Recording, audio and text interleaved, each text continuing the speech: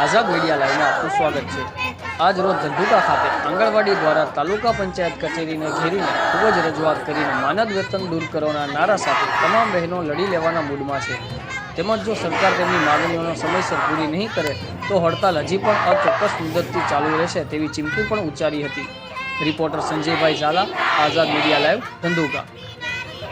फूल नहीं चिंगारी है, फूल नहीं चिंगारी है।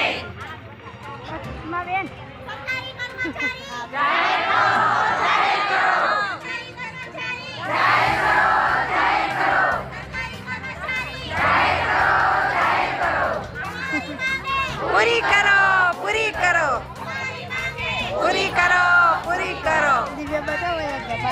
करो।